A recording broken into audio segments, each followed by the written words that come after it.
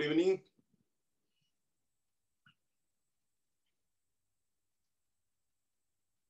Good evening, sir. Yes, good evening, everybody. So it's almost evening, and do I see a very energetic students? Am I right?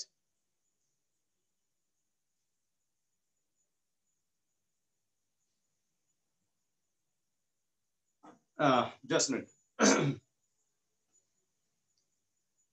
Hope you are getting my voice well, everyone. Yes, sir. Yes, sir. Yes. Thank you very much. Let's start within 1 minute. Just a minute.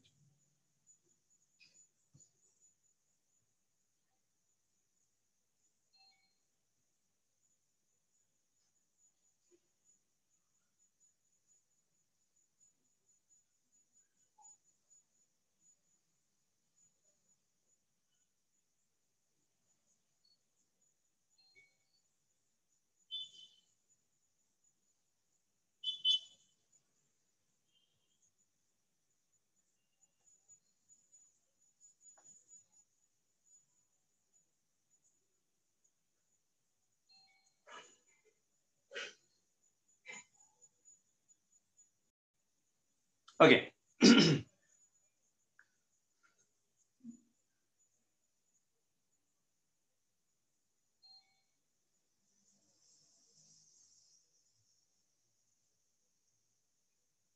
Okay. Let's move. Hope so you are understanding the meaning of the lectures what we are taken here late in the evening, second half of the evening, or you can say the starting of the night. So this is the time where we have started lectures, and how or why we have started this type of lectures. We'll have the clarifications tomorrow. When we'll have tomorrow we have the meeting kept for this region, because there may be some confusion among few of the students regarding these lectures, because we have started lectures morning 7 o'clock since onwards up to 10 o'clock in the evening. So it may be a bit confusing for you, but we need to have talk on this part. So tomorrow in our regular meeting, we'll have the talks regarding this, why we have started this type of lectures, and how you are going to attend this lecture, how we expect that you should attend these lectures. Okay, so we'll have the tomorrow. As per the schedule, it's a regular lecture for your 12th chemistry, and as I have talked with Tushar sirs and the big back behind that, we need to talk with a solid state chemistry, as I feel. Am I right? So, okay, there isn't any response from your side, so I will continue as like a solid state. Otherwise, is there any requirement? If you want to start with electrochemistry, then let me know. We can start with this chapter, because but solid state chemistry and thermodynamics we have covered in the regular in between 3 to 6 batch or 4 to 7 batch. Am I right? So, if you don't have any other opinion, then I will continue with solid state. If you have the opinion, I will give 30 seconds. So please reply to me. Should I start with solid state chapter or should I start with electrochemistry chapter? Choice is yours. Accordingly, I will start. Tushar suggested me to continue with solid state. वैसे भी solid state हमने थोड़ा सा presentation PPT के ऊपर लिया था, तो उस टाइम शायद तुम में से काफी सारे बच्चों को उतना समझा भी नहीं होगा जितना हम लोग ये regular traditional teaching के साथ लेते हैं, उसके साथ आपको समझ में आएगा. So, with only for 30 seconds, I will wait. Is there any reaction from your side, either to start with solid state or electrochemistry? Either I will start with solid state. So, Yes, sir. Solid state. Solid state? Yes, sir. Yes, sir. Solid state. Okay, Yes, sir. Solid state. Okay, solid state. Okay, no problem. So, let's move with the solid state. जैसे मैंने आपको बताया था कि solid state chapter हमने already regular में cover किया था 3 to 6 के बीच में. बहुत दिन हो गए, almost 2 months has been passed, I think so. काफी सारे बच्चे में से शायद उसको होगे भी नहीं, और हमने जो स्टार्ट किया था वो पीपीटी के ऊपर लिया था. शायद it's in month of April we have started with this chapter solid state. May, June, July और August has been passed. चलो solid state के ऊपर हम लोग वापस एक बार चलते हैं. It's a very interesting chapter, very easy chapter, और it comes under the category simple chapters. अगर हम 3 कैटेगरी करते हैं केमिस्ट्री के अंदर के, that is easy chapters, moderate chapters and bit difficult chapters. This categorization is right from your point of view, not from my point of view, students' point of view. तो solid states comes under the category of easy chapter के category में आता है. Just bit a small topic is there, you may feel bit complex with this chapter. Otherwise 80% chapter is very simple and very easy. So we'll go with this solid state. Okay, now you may be able to recall what we have seen in April, or if you are not, then it's okay. We'll continue with the chapter very well with a very proper with ease and very simplicity. We'll go with solid state. Let's have the introduction for this chapter, solid state. What we have to discuss and why we are discussing this chapter. Why we have to discuss solid state here in 12th standard. सबसे पहला question. And what we have to discuss here in this solid state. These two things matter for us. Okay. Now, why we have to discuss this chapter? इसका सबसे पहला answer आता है. देखिए हम लोग साइंस के अंदर जो चीजें पढ़ते हैं, that is not only for the exam orientation, not for the exam orientation. That is the first thing what need to be corrected from your side. Whatever the chapters, whatever the topics we are discussing in the 12th standard, this has the applications in our life or whatever the fields you are going to study after your 12th standard. So if you are going to the engineering, if you are going to the medical or any other fields, here these chapters, this syllabus what we are discussing in 12th standard has right applications in that part. ठीक है? So basically अगर हम engineering के अंदर चले जाते हैं, किसी भी प्रोडक्शन इंडस्ट्री के अंदर चले जाते हैं, तो उसके अंदर सॉलिड के बिना तो हम आगे नहीं जाएंगे. मतलब देखिए हम में से everyone want a solid life. एक सॉलिड लाइफ की एक्सपेक्टेशन हम सब लोग रखते हैं, है ना? एक लाइफ कैसा होना चाहिए? एक सॉलिड होना चाहिए, मस्त होना चाहिए. सॉलिड मतलब क्या है कि हमारे लाइफ में काफी सारा अच्छा एक सोशल स्टेटस चाहिए, एक अच्छा पैसा चाहिए, एक अच्छा प्रॉपर्टी चाहिए, और लास्ट में सबसे अच्छा कि सेटिस्फेक्शन चाहिए. मतलब जो हम करना चाहते हैं वो करने की अगर एक स्पेस मिलती है तो सबसे बढ़िया लाइफ वही तो होगा. तो दैट मीन्स लाइफ के अंदर सॉलिड का इंपॉर्टेंस बहुत ज्यादा है. आज भी देखिए ना, हम हमारे सराउंडिंग में जितनी सारी चीजें होती है वो सारे सॉलिड फेज में होती है, सॉलिड होती है ना? मतलब सोशल लाइफ में जो सॉलिड वर्ड यूज करते हैं वो अलग बात है, साइंटिफिकली हम जो सॉलिड वर्ड यूज करते हैं वो अलग बात है. दोनों को कंफ्यूज मत कीजिएगा, because making just sense of humour I am putting this words in that manner. That doesn't mean कि इट्स बिट कंफ्यूजिंग. लाइफ में सॉलिड है, लाइफ मस्ट सॉलिड चल रहा है, ऐसे हम लोग कभी कभी बोलते हैं, है ना? बट एक्चुअल लाइफ में हमारे जितनी सारी चीजों के साथ हम डील करते हैं, these are very solid in state, है ना? मानो कोई अमीर आदमी अगर मानते हैं बहुत बड़ा अमीर आदमी है, तो उसके पास भी सॉलिड बहुत ज्यादा होता है. अमीर आदमी के पास क्या होगा? बहुत बड़ा घर होगा, तो वो भी तो सॉलिड होता है. तो जितना बड़ा घर उतना बड़ा आदमी माना जाता है, बिकॉज वो भी सॉलिड फेज में. पैसा, आदमी के पास पैसा होता है, पैसा भी सॉलिड फेज में होता है ना? चलो नोट की बात करते हैं, आप बोलेंगे कागज है, लेकिन कागज इज अगेन सॉलिड फेज होता है. या कॉइन्स होते हैं, या उसके पास सोना होता है, डायमंड होता है, that is again solid phase. बड़ी कार होती है, that is again solid phase. हम जितने सारे डेली रूटीन लाइफ में चीजें यूज करते हैं मोस्ट ऑफ सॉलिड फेज में होती है. हम कंप्यूटर यूज करते हैं, मोबाइल यूज करते हैं, वो सारे सॉलिड फेज में है. और हमें अच्छी तरह जानते हैं कि सॉलिड कंप्यूटर और मोबाइल के अंदर सबसे इंपॉर्टेंट बात है जो हम यूज करते हैं वो है उसके अंदर का सेमीकंडक्टर, है ना? मतलब प्रोसेसर. किसी भी मोबाइल को हम मार्केट में परचेस करने जाते हैं तो सबसे पहला उसके फीचर्स देखते हैं. उसमें सबसे इंपॉर्टेंट फीचर उसका प्रोसेसर कितना, मतलब रैम कितनी है उसकी, स्टोरेज कितना है. ये हमारे लिए बहुत ज्यादा इंपॉर्टेंट मैटर करता है उसके अंदर.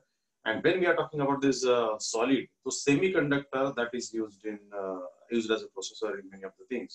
Semiconductor एक उसका जनरल कैटेगराइजेशन है, उसी को हम लोग जब क्लासिफाई करते हैं तो वो मतलब प्रोसेसर के अंदर आता है.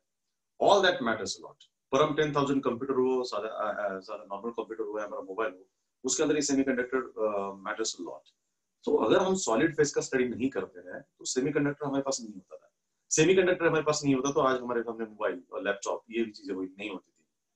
Most of the electronic device जो हमारे पास है उसके अंदर सेमीकंडक्टर का बहुत बड़ा इंपॉर्टेंट है. Semiconductor is due to the study of solids. Solids के कारण वो हमारे सामने आ जाते हैं, है ना? वैसे हम लोग काफी सारे मेटल देखते हैं. गोल्ड भी एक मेटल है, डायमंड भी एक मेटल है, प्लैटिनम भी मेटल है. बस उनकी कीमत सोशल लाइफ में काफी ज्यादा होती है. Scientifically they are simply metal, but social life में उनकी कीमत बहुत ज्यादा होती है, हम लोग अच्छी तरह जानते हैं.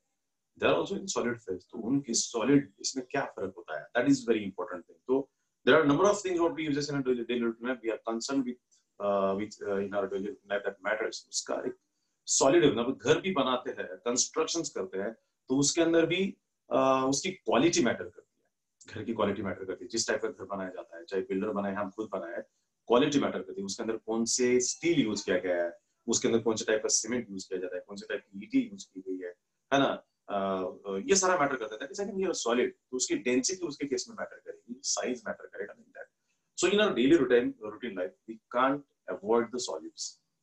Many things in our daily routine life or in a production industry or modern industry we are related here in solid phase, and that's why ये solid किस तरीके से हमारे लाइफ में आते हैं, क्या impact करते हैं, and that's why we are interested to know those things here in this chapter.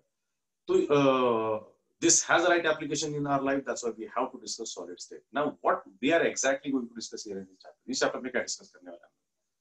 सबसे पहले देखेंगे there are three states of matter: solid, liquid, and gaseous. Okay, and out of that solid state we are going to discuss here in this chapter, whereas rest of the states we are going to discuss in 12th standard. मतलब liquid and gaseous state will discuss between 12th standard here in second chapter. But solid is very important part what we have discussed here in this one. ठीक है? Higher studies में हम लोग liquid पे ज़्यादा discuss करेंगे. Gaseous state थोड़ा सा हमने 11th standard में discuss किया था states of matter के अंदर, है ना? So अभी हम लोग solid discuss करेंगे और liquid phase आप लोग ज़्यादा higher studies में discuss करेंगे. इस chapter के अंदर solid के types देखेंगे हम लोग. What are the mainly two types of solids जो आप अच्छी तरह जानते हो? That is solids are you can say amorphous solids and crystalline solids. उसके दो main types होते हैं. फिर क्रिस्टलाइन सॉलिड्स का भी कैटेगराइजेशन होता है. They're also again classified into molecular solids, ionic solids, covalent solids and metallic solids. उनके टाइप्स होते हैं वापस. फाइनली ये इंट्रोडक्शन देखने के बाद एंटर करते हैं कि सॉलिड का सबसे छोटा पार्टिकल क्या है. हम ये अच्छी तरह जानते हैं, 11th स्टैंडर्ड में देखा हुआ है आपने कि किसी भी मैटर को अगर हम छोटे पार्टिकल में कट करते जाते हैं तो सबसे फाइनली हम लोग एटम तक पहुंच जाते हैं. किसी भी मैटर का सबसे छोटा पार्टिकल मैटर का एटम होता है. So atom is a tiny particle of a matter of the matter we have seen that. So इस एटम तक पहुंचते हैं हम लोग. लेकिन एटम इकट्ठा के कहीं ना कहीं क्रिस्टल बनता है, कहीं ना कुछ स्ट्रक्चर्स बनते हैं. और हर सॉलिड के अंदर एटम तो भरे हुए हैं. एटम की तो बना है, सॉलिड हुआ, लिक्विड हो, गैसेस हो. They are made up of the atom. They are made up of the molecules. What makes them different? Which thing makes them different? मतलब सॉलिड के अंदर भी एटम है, लिक्विड के अंदर भी एटम है, गैसेस के अंदर भी एटम है. लेकिन क्या ऐसी चीज है कि जो उसके अंदर एटम होने के बावजूद भी उन्हें अलग करती है? तो ये जो स्टेट है, उस स्टेट के बाद उसके अंदर एक इंपॉर्टेंट चीज होती है कि उनका क्रिस्टल स्ट्रक्चर क्या है, उनका यूनिट सेल स्ट्रक्चर क्या है. That matters a lot. So atoms comes closer and they form a specific structures, and this structure, that smallest structure, is called a unit cell. So every solid is having a smallest structure, smallest geometrical structure, that is nothing but the unit cell.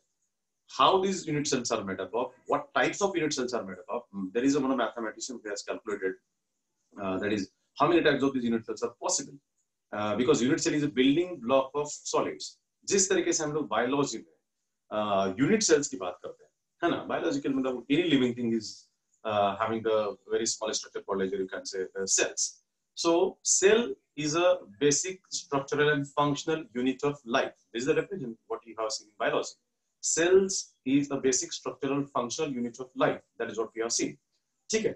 उसी के तरीके जिस तरीके से life का base unit cell होता है, उसी तरह हर सॉलिड का बेस यूनिट सेल होता है. So it is the smallest repeating structure throughout the crystal lattice of solid.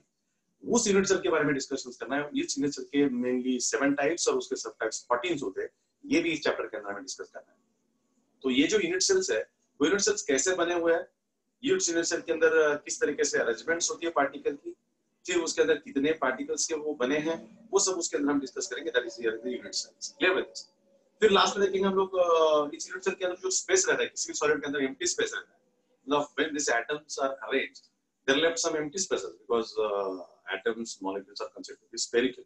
और spheres को किसी भी तरीके से अरेंज कीजिएगा, whenever spheres are arranged in any of the way, there should be a empty space remains in between. That is called as a close packing arrangement.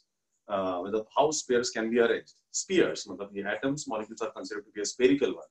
How these spheres of atom molecules are arranged in a matter, वो भी यहाँ पे discuss करना है. और ये जब arrange किए जाते हैं तो उसके बीच में स्पेस रिमेन होता है. These are called void spaces, left empty when these particles are held together. तो वो कैसे होता है, कौन से सॉलिड के अंदर ज्यादा स्पेस होता है, कौन से सॉलिड के अंदर कम होता है, वो इस चैप्टर के अंदर डिस्कस करना है. और लास्टली देखेंगे what are the you can say crystal defects.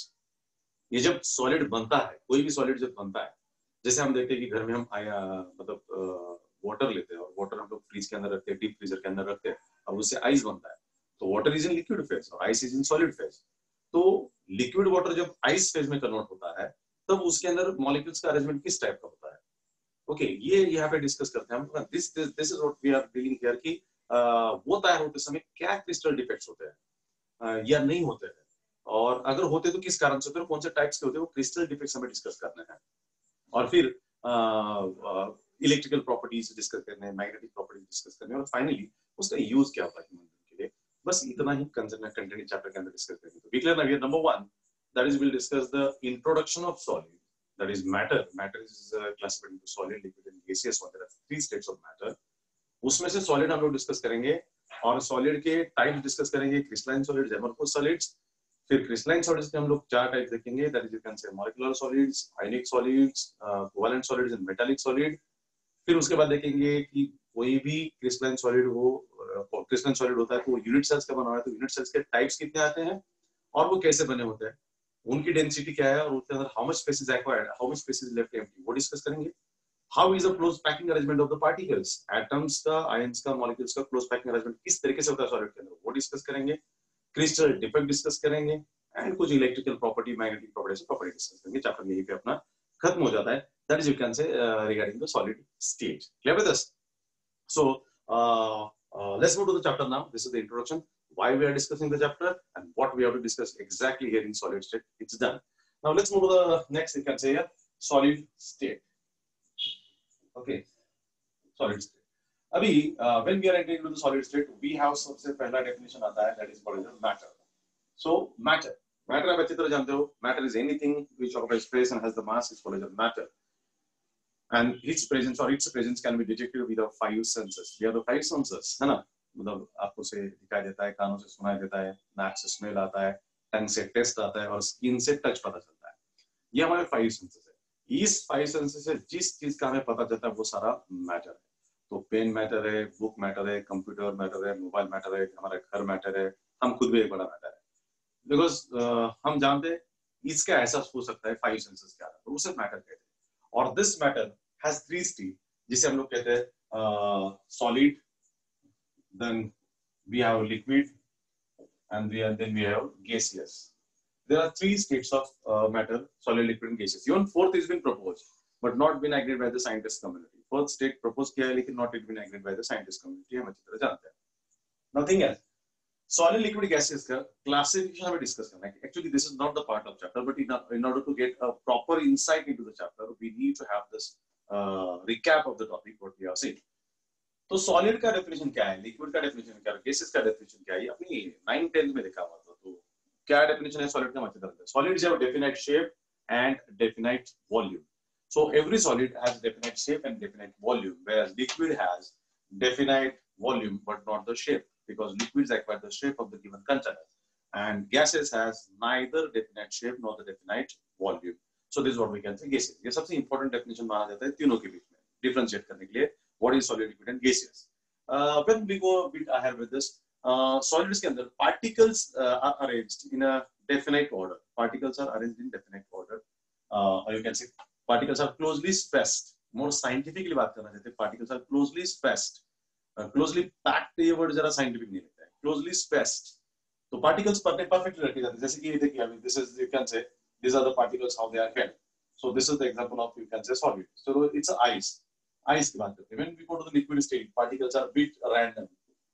Bit random, पूरे नहीं, थोड़े से random होते हैं. और gases के अंदर जाएंगे तो particles are far away from each other, like this. So this is ice, this is water, and this is water vapors. Okay, so this you can say. These are the 3. This just indicating diagram for this one.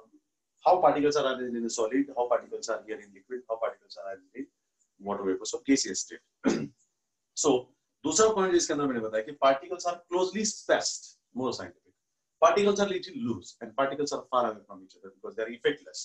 There isn't any attractive or repulsive forces between these particles. They are far away. They are free to move here and there. That is in the case state. Then solid के अंदर हम ये भी बात करते हैं. Here you can say the motions of the particles are restricted. Particles जो होते हैं उनके motions restricted होते हैं. Particles के कई सारे motions होते हैं. मतलब they can have vibrational motion, they can have rotational motion, they can have translational motion. So there are that may you are discussing physics. There are different types of motions of the particles what we can also. Here, in case of any solid, particle motions are restricted.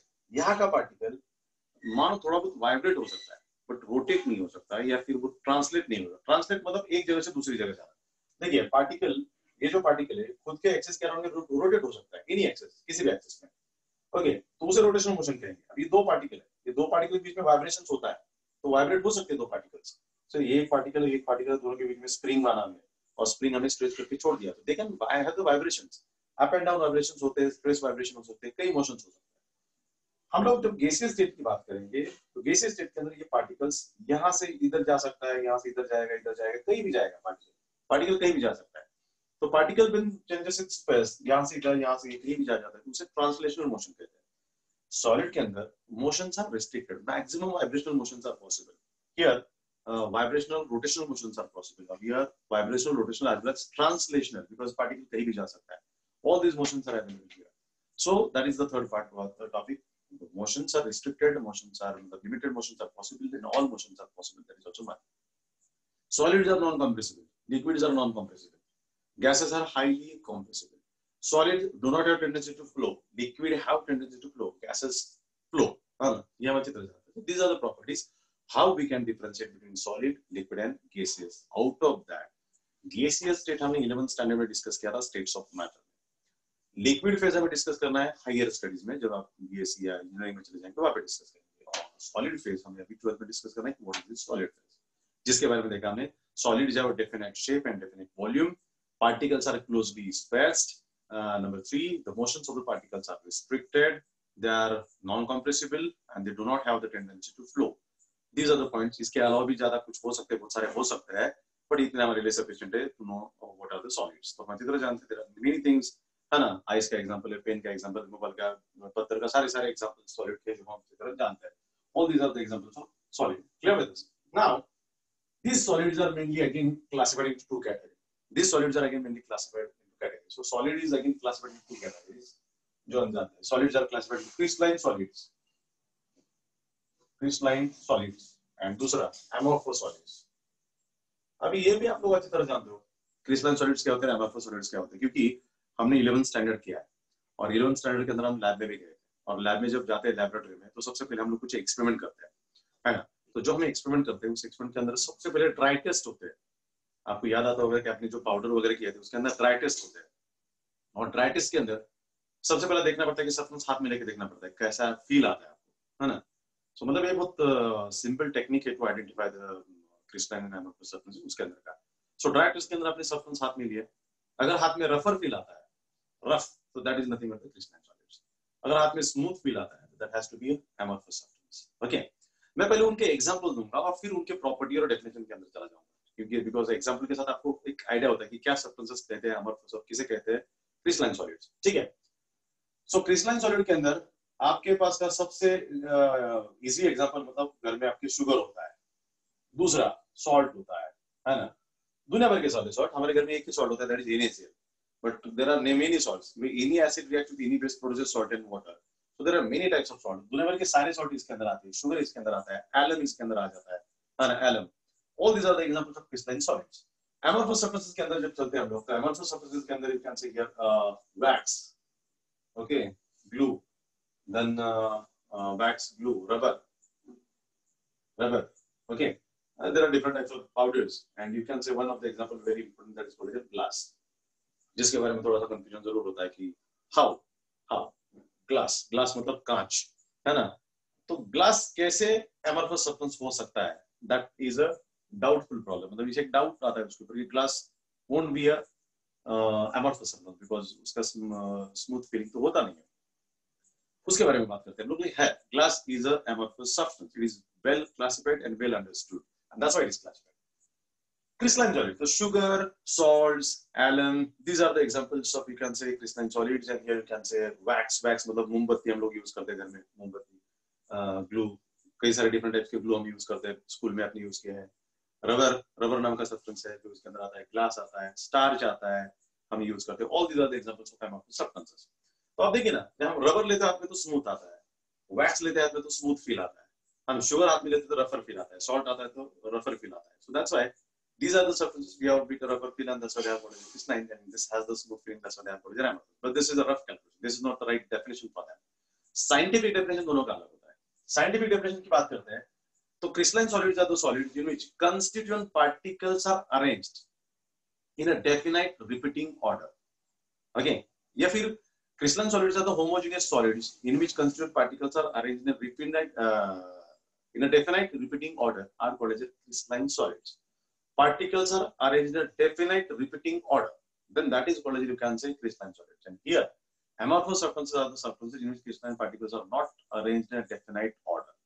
Particle definite order में नहीं होते हैं, and that's why they are amorphous substances. जैसे कि हम लोग मतलब school में थे और हम जब सुबह प्रे वगैरह होता था तो उसके लिए हम लोग लाइन में क्यू में खड़े होते थे proper.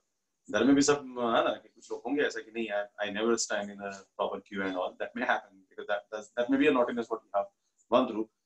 But generally it is expected to be in a proper queue, है ना? So उसी तरीके से यहाँ पे होता है. If each and every particle is a proper in order or it's in a repeated order, then that has to be a crystalline solid. And if the particles are not in a proper order, then that has to be an amorphous substance.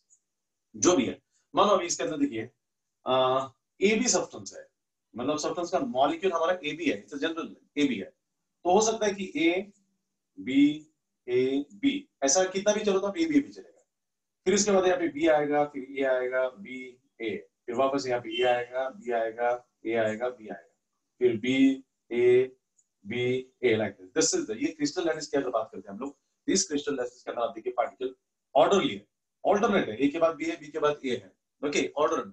ये order एक specific order है और सारे particle पूरे crystal lattice में ऐसे ही मिलते हैं. That's why that has to be crystalline solid. अगर ये ऑर्डर में नहीं है, मानो सब जगह A B है, लेकिन अब यहाँ पे A आता है और फिर बाद में वापस B आता है, कुछ तो ऐसा है. So order is disturbed. That has to be amorphous substance. So crystalline solids are the homogeneous solids in which constituent particles are arranged in a definite repeating order. Definite repeating order. And the amorphous substances are the substances in which particles are not arranged in a definite repeating order, are called as amorphous substances. Clear with this? This is the scientific definition for both of them. Now, what are the properties of crystalline solids and what are the properties of amorphous solids? That is what we discuss. So properties. पहला हमने example देखा. देखिए generally उल्टा होता है. हमें पहला definition देखना होता है. Definition के बाद properties आते हैं, फिर example आता है. I have started with the examples first because the आपको clarity आएगा this substance is called amorphous. Then उनका definition और फिर आते हैं उनके properties. तो properties की अगर बात करते हैं तो crystalline solid के अंदर आते हैं सबसे पहले. क्या properties? What are the properties of crystalline solids? सबसे पहले जो definition में देखा था वही itself आता है कि particles are arranged in a definite order. Particles are arranged in a definite order. Particle definite order में attach हो चुके हैं, and that's why they are called that is you can say these are the crystalline solids. So particles are in definite order. Itself is one of the important property. Number two, they have sharp melting point and boiling point. Melting point and boiling point. Sharp melting point and boiling point. Okay, sharp मतलब sharp. हम अच्छी तरह जानते हैं कि boiling point of water is 100 degrees Celsius. 100 degrees Celsius is the boiling point of water. So इसका मतलब ये है कि water 100 degree को boil होना ही होना है. 0 degree Celsius पे water freezes. 0 degree below it is freezes and it goes into the ice state, solid state. And 0 degree plus it goes into the liquid phase. 0 degree का ऐसा temperature है 0 degree. 0 degree above temperature होगा तो sure we are in liquid phase. 0 degree below होगा तो we are sure in a solid phase. So that is sharp melting point and boiling point. So in case of every crystalline solid, we observe a sharp melting point and boiling point. Amorphous substances do not have sharp melting point and sharp boiling point. Amorphous substances के अंदर क्या होता है कि अगर किसी substance का मानो melting point 60 डिग्री है, तो ये substance 58 पे ही melt होना शुरू हो जाएगा. देखिए इसका actually melting point कितना है 6 डिग्री. बट वो 2-4 डिग्री पहले ही मेल्ट होना शुरू हो जाएगा और उसके बाद भी चलेगा, 60 के आगे भी चलेगा. So these are the substances which melts और boil over a range of temperature. इनके अंदर over a range of temperature होता है, मतलब it was expected to boil और मेल्ट एट 60 बट शुरू हो जाता है 58 पे और चलेगा शायद 72 तक. So this is the range. इस रेंज में वो कहीं भी मेल्ट हो सकता है, कहीं भी मेल्ट हो सकता है. That is what we can say they melt और may be boil with the range. Boiling point होगा तभी भी रेंजिंग होगा, रेंज में कहीं ना कहीं बॉईल होगा, और मेल्टिंग पॉइंट होगा तभी भी वो कहीं ना कहीं रेंज में ही बॉईल होगा. They don't have sharp, here they have the sharp. Okay, then तीसरा पॉइंट हो सकता है कि they have sharp edges.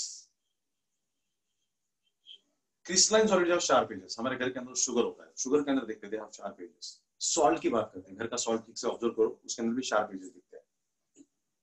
They don't have sharp edges. यहाँ पे कोई शार्प एजेस नहीं होता है. That is you can say this is also one of the important topic related with this amorphous substances. So this is what we can say. These are the 2-3 important points or properties which separates crystalline solids from amorphous solids. Clear? So amorphous solids have सबसे पहला है कि they have particles arranged in a definite order, repeating order. Particles are not arranged in a definite repeating order. Here they have sharp melting point and boiling point. they don't have sharp melting and boiling point because they melt or boil over a range of temperature. Here, they have sharp edges, whereas amorphous substances do not have sharp edges. So these are the properties of crystalline solids and amorphous solids we can have here. Clear with this? Example तो already मैंने दिया है. अभी इसके अंदर एक खास substance आता है, that is glass. इसे हमें थोड़ा डिस्कस करते हैं, फिर उसके बाद हमें इसे यही डिस्कस करना है, क्योंकि इस चैप्टर की खासियत है कि इस चैप्टर के भले ही हमें इतने सारे टाइप है, we are not going to discuss this amorphous substance. हम amorphous substance को डिस्कस नहीं करने वाले. इस चैप्टर का हमारा स्कोप सिर्फ क्रिस्टलाइन सॉलिड के बारे में. तो स्टार्टिंग में बस डिफरेंशिएट करते हैं हम लोग, then we go ahead with this crystalline substances. We don't have to discuss amorphous substances. But उसके अंदर ग्लास है, ग्लास के बारे में मैंने बताया आपको, ग्लास हमें थोड़ा डिस्कस करना है. देखिए आपके दिमाग में एक क्वेश्चन जरूर आया होगा कि how this glass can be amorphous substance, because हम देखते हैं कभी कभी हमारे घर में कांच कहीं ब्रेक हो जाता है तो उसके अंदर शार्प एजेस वगैरह होते हैं, काफी बड़े टुकड़े होते हैं, और रोड पे कभी हम एक्सीडेंट देखते हैं तो काफी कांच के छोटे छोटे टुकड़े आपको दिखाई देते हैं जो क्रिस्टलाइन टाइप के होते हैं. तो बराबर है, अगर हम सिर्फ पार्टिकल की बात करते हैं तो ग्लासेस में उस टाइप के पार्टिकल जरूर मिलते हैं हम लोगों को, लेकिन ग्लास का डेफिनेशन ऐसा है, glass is a super cooled liquid. This is the definition of glass. Scientific definition है glass का. Glass is a super cooled liquid. मतलब glass is a liquid, but it is a super cooled. Cool किया जाता है, cool करने के बाद जो मिलता है वो हमारे पास उसे glass कहते हैं. तो glass का scientific definition है, glass is a super cooled liquid. और ये माना जाता है कि अगर हम glass की बात करते हैं, कांच की बात करते हैं, आप देखिए हम जानते हैं liquid has the tendency to flow. Liquid has the tendency to flow. तो अभी अगर हम लोग घर की बात करते हैं तो हमारे घर के अंदर भी हम दरवाजे मतलब खिड़कियां तो होती है ना ग्लास की, बहुत जगह खिड़की पे होता है, या फिर हम कहीं कबर्ड बनाते हैं तो कबर्ड में ग्लास वगैरह होता है. तो अगर हम देखते हैं कि हमारे घर में अगर मानो एक 4 mm का ग्लास लगा हुआ है, 4 mm मतलब थिकनेस उसका 4 mm का ग्लास वर्टिकल लगा हुआ है विंडो पे, तो पूरा ग्लास 4 mm का होगा कहीं भी, मतलब हमने ऐसा माना कि एकदम एक्यूरेसी है उसके अंदर, तो पूरा ग्लास ऊपर से नीचे तक 4 mm का है. बट अभी सालों तक विंडो होता है, मानो घर का अगर विंडो टूटा नहीं है और कई सालों तक वहां पे कांच रहा, तो ये देखा जाता है साइंटिफिकली, ग्लास का ऊपर का थिकनेस कम होता है और नीचे का थिकनेस बढ़ता है. This is not because liquid has the tendency to flow, और glass is a super cooled liquid and that's why glass has to flow.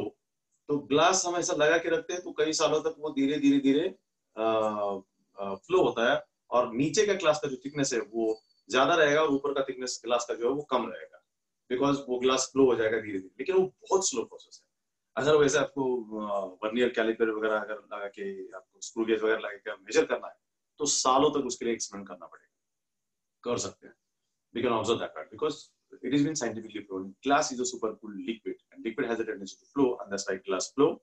तो अगर वर्टिकल ग्लास रखा हुआ है तो ग्लास फ्लो होके कई सालों के बाद, हो सकता है 5 साल 10 साल 20 साल, उसके बाद ग्लास फ्लो होके नीचे का थिकनेस बढ़े और ऊपर का थिकनेस थोड़ा सा ग्लास का कम हो जाए, because liquid has been flown. That's why glass comes under the category, being it's a super cool liquid, it comes under the category of amorphous substances. Particles are not arranged in a definite order and that's why glass comes under the category of this amorphous substances. Glass के बारे में और 2-3 important चीजें आती है. Glass के कई सारे टाइप्स होते हैं. Pyrex glass is a very common type of glass. हमारे डेली रूटीन लाइफ में जितने सारे ग्लास देखते हैं उसमें से पायरेक्स ग्लास बहुत ही कॉमन टाइप का ग्लास है जो बहुत वाइडली यूज किया जाता है दुनिया में. But there are more than 400 different types of glasses can be prepared. देखिए 400 टाइप्स ऑफ ग्लासेस. टाइप्स मतलब समझते हो कि कॉम्पोजिशन अलग होगा, ग्लास का कॉम्पोजिशन अलग होगा, उसके प्रॉपर्टीज अलग होंगे, और उसे हम कहते हैं कि there are 400 different types of glasses can be prepared. तो शायद आप में से कुछ लोग ये अच्छी तरह जानते हैं, हमारे घर में जो ग्लास होता है हम जानते हैं थोड़ा बहुत ऐसा होगा, पायरेक्स ग्लास होगा तो टूट जाता है, लेकिन आजकल जो महंगी गाड़ी आती है उसके अंदर बुलेट प्रूफ कांच आती है, ग्लास आती है बुलेट प्रूफ, मतलब उसके ऊपर अगर गोली भी मारेंगे बंदूक से तभी भी वो टूटती नहीं है, उतना स्ट्रॉन्गेस्ट ग्लास होता है. इवन 4-व्हीलर को जो ग्लास लगा जाता है वो अलग होता है. देखिए कि अगर कहीं एक्सीडेंट हो जाता है तो उसके छोटे छोटे टुकड़े होते हैं, ताकि उसके पीछे का फिलॉसफी है कि अंदर बैठे जो लोग हैं वो सेफ्टी में. तो कांच अगर टूटेगा उसके छोटे टुकड़े होते हैं ताकि किसी इंसान को ना लगे. नॉर्मल कांच में ग्लास में जो शार्प एजेस वगैरह बनते हैं उसके कारण कट वगैरह हो सकता है. सो 4-व्हीलर को जो ग्लास लगा जाता है वो डिफरेंट टाइप का होता है. आप थोड़ा सा बारीकी से ऑब्जर्व करेंगे तो see that difference. This is what we can say. There are more than 400 different types of glasses can be prepared. So उसके अंदर जो नॉर्मली हम लोग यूज करते हैं सोडियम ऑक्साइड, सोडा लाइम, या उसके अंदर सिलिकॉन डाइऑक्साइड, बोरियम ऑक्साइड, मतलब barium oxide. These are the things which are commonly used by making the glass. And also by using the D block elements. हमारे periodic table में जो D block elements है, जो generally दुनिया में color देने के लिए जाने जाते हैं, color के लिए माने जाते हैं. Whatever the colors you have here in this world is nature. All these colors are mostly due to D block element, presence of D block elements. That is potassium, copper, chromium, iron. These are the substances because of which we have the color. So using this D block element, we can make a colored glasses. तो अलग अलग colour के glasses भी हम लोग बना सकते हैं by using these elements. तो ग्रीन कलर का ग्लास बनाया जा सकता है. हम कई सारे टाइप के गॉगल्स भी आप यूज करते हो, देखते होंगे आप लोग. तो गॉगल्स में भी कलर्स होते हैं ना. सो ग्रीन कलर होता है, ब्लू कलर होता है, गोल्डन कलर होता है, ब्लैक कलर होता है ना. कई सारे शेड्स होते हैं उसके अंदर. All these colors are due to D block elements. See, we are mixing D block elements while making the glass. In a proper proportion, we can have the colored glass. So that is the all information regarding the glasses. What we can say, being glass is the amorphous substance. And this is the chapter where we have to discuss more crystalline solids. Here onwards, बस solid का intro इतना था कि solid के अंदर हमें दो types मिलते हैं crystalline solid. ये exam में पूछा जा सकता है, लेकिन मतलब this is not just an intro. It is actually part of our syllabus topic. Solids are classified into crystalline solids and amorphous solids. And crystalline solids are the solids in the constituent particles are arranged in a definite repeating order, and here particles are not arranged in a definite repeating order. But we have seen the properties examples in glass. Here we have seen the properties examples of these crystalline solids. This chapter के अंदर we have to discuss crystalline solids. We do not have to discuss amorphous solids. ठीक है? अभी जो crystalline solids है, crystalline solids के आगे वापस चार types होते हैं. There are again we got 4 types of these crystalline solids. Number 1 type we got it nothing but you can say molecular solids. Number 2 is ionic solids. Number 3 is covalent solids. And number 4 is metallic solids. ये 4 types इसके होते हैं. लेकिन वो types देखने से पहले एक 3-4 definition यहाँ पे आते हैं. सबसे पहला definition देखना होता है unit cell का. Okay. What is this unit cell? That what we have to discuss over here. And also we have to discuss there are some of the points related with this crystalline solid. मतलब कोई भी solids होता है, खास करके हम जब water की बात करते हैं तो एक water का एक topic आता है. आप जानते हैं कि ice being a solid, water being a liquid. Normal हमारा जो concept कहता है कि density of solid has to be high and density of liquid has to be low. क्योंकि solid में particles are compactly arranged, तो density ज़्यादा होना ही होना है. Density is mass upon volume. तो जनरली सॉलिड का डेंसिटी ज्यादा होता है, लिक्विड का डेंसिटी कम होता है. लेकिन आइस के केस में ice floats on the surface of water, है ना. तो टाइटैनिक जैसे एग्जांपल मूवीज हमने देखे जहाँ पे कई सारे आइसबर्ग्स होते हैं जिसको टाइटैनिक टक्कर देता है. तो ये आइसबर्ग मतलब वाटर के ऊपर फ्लोट होने वाला आइस ही है ना. So why and how this ice floats on the surface of water, being it's a solid it should have high density. But floating के बारे में माना जाता है कि the substance having lower density should float on the substance having higher density. तो ice और water के केस में अगर आइस फ्लोट होता है तो उसका डेंसिटी कम होना चाहिए और वाटर के ऊपर फ्लोट होता है तो वाटर का डेंसिटी ज्यादा होना चाहिए. Because substance having lower density float on the substance having higher density.